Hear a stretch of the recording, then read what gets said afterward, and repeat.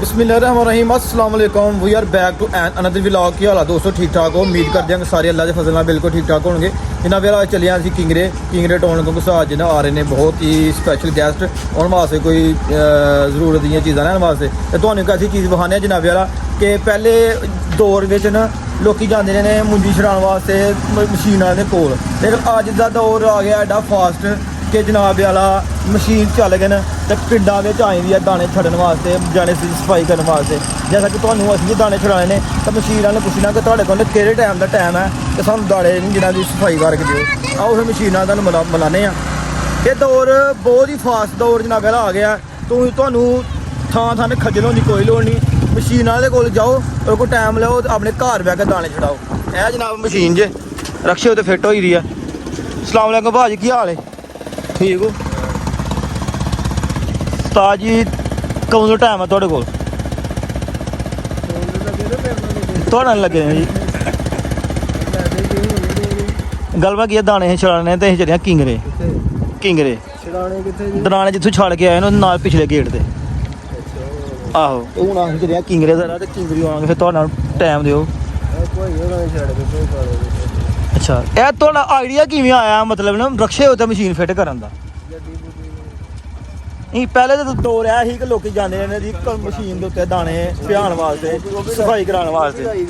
तो ये थोड़ा एक यूनीक ही आइडिया आया कि पिंडा सहूलत दी लोगों को ताकि लोग जनाब खज्जल ना हो पिंडा कि अपना कम घर बह के सकून रक्शे का किराया बचे। बिल्कुल गल बिल्कुल सही है,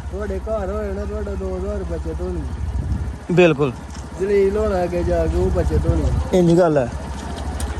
यह जनाब मशीन जे पीटर इंजन फिट की है डीजल ए पार्ट्स जनाब दाने पाने ने थलों जिन्ना अगे तोड़ा लगे ना तोड़े जनाब दाने आए ने तो मिट्टी घट्टा मशीन ही रह जाना। तो जनाब मशीन वाले जान के खज्जल होने की कोई लोड़ नहीं। ये जनाब मशीन चल के थोड़े घर के बूहे दी आएगी। तुसीं अपने दाने जिन्ने भी छड़ाओ तोड़िया ही पाओ तो अल्लाह दी बिल्ली होई हो ना कि तुहानू एक बार पहले मशीन के दाने सुट्टने पैन फिर वापसी लियाने पैन आन जान के खज्जल खराबी किते दाला तोड़ा राज डिग पिया तो दाने थल्ले डिग जाएंगे।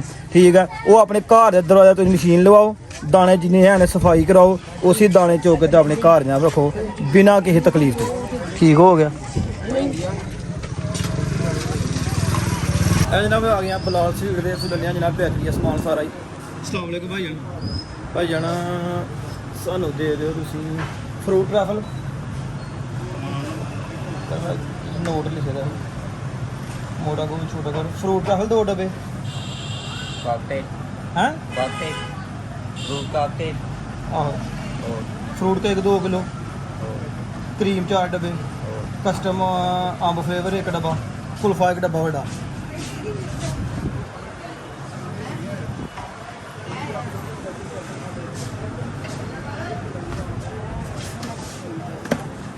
जब अपनी चीज़ा निकल रही हैं जी यह की है मतलब कस्टर्ड अंब फ्लेवर यह की है क्रीम और की है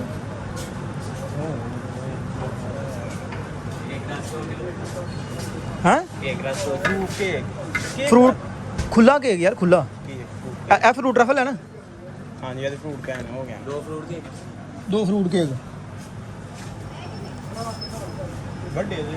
तो जनाब बाजार दी चीज़ां मैंगो गोशत फ्रूट ट्रैफल फ्रूट केक कुल्फा ए जनाब इधर केक हर चीज़ जनाब रहती है। बस हूँ मेहमान का इंतजार है और तैयारी का इंतजार है।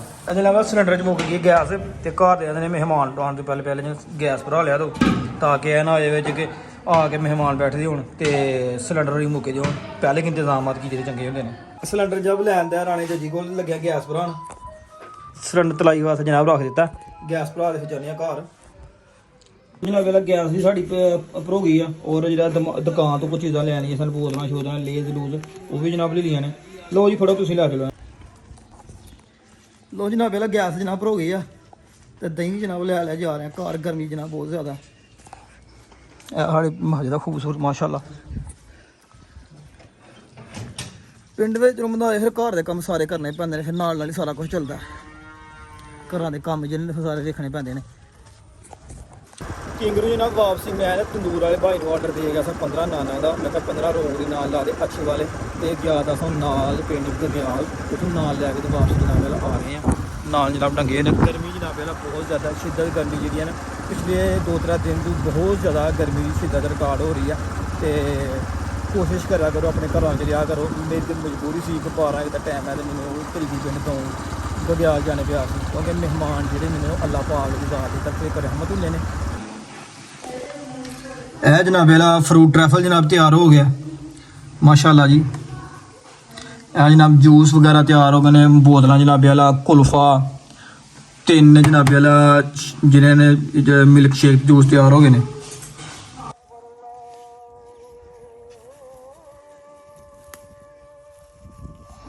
ਪੁਦੀਨਾ ਜਨਾਬ ਲੈਣ ਦਾ ਹੁਣ ਜਨਾਬ ਰਹਿ ਗਿਆ ਮਗਰ ਸਲਾਦ ਦਾ ਸਮਾਨ। ਹੁਣ ਸਲਾਦ ਦਾ ਸਮਾਨ ਜਾ ਕੇ ਲੈ ਆਈਏ। लो जनाब अल्हम्दुलिल्लाह हर चीज़ बिल्कुल रेडी है। चिकन पकौड़ा, चिकन समोसा है, बिस्किट है, निमको है, कैचअप है, रायता है और दूजी साइड से जनाब वाला 2 तरह का जनाब जूस है, मैंगो जूस है और आड़ू जूस है।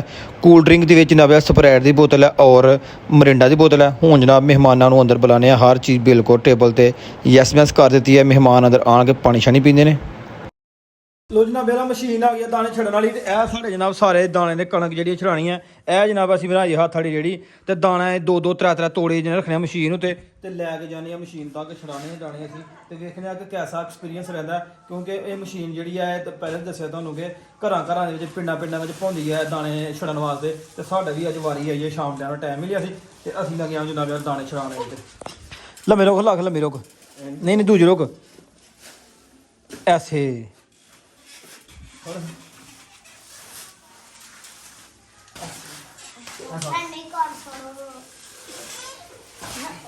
चलो जी पहले अन्ना का एक्सपीरियंस चेक करें।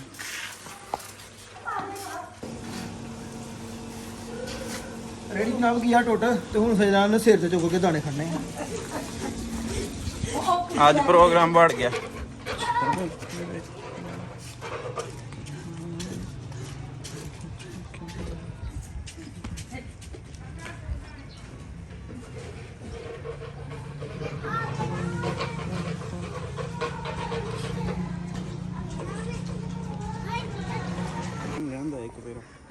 लो जी मशीन भी आ गई है और दाने भी जनाबे आ गए ने।